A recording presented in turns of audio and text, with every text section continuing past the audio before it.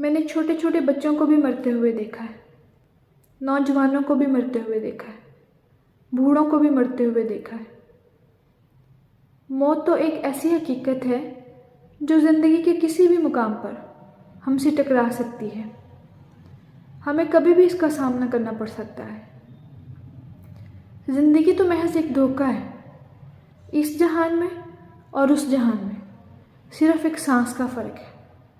چل رہی ہے تو یہ جہاں، رک گئی تو وہ جہاں۔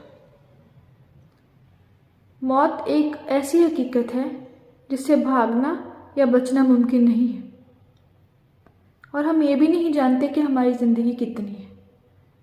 پھر ہم یہ کیسے سوچ لیتے ہیں کہ بہت زندگی پڑی ہے، کر لیں گے عبادت، کر لیں گے نماز کی پابندی۔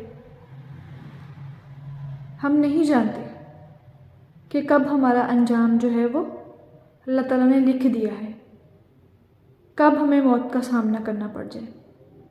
اس لیے آج سے، ابھی سے نماز کی پابندی شروع کریں، روزانہ قرآن پاک کی ترجمہ تلاوت شروع کریں، خود بھی پابندی کریں اور اپنے دوستوں کو بھی تلقین کریں۔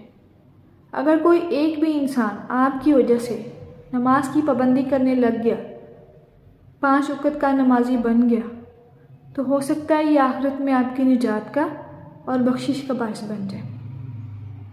آخرت کی فکر کیجیے، اللہ تعالیٰ سے لو لگائیے تاکہ آپ دنیا میں بھی کامیاب ہوں اور آخرت میں بھی۔ جزاک اللہ۔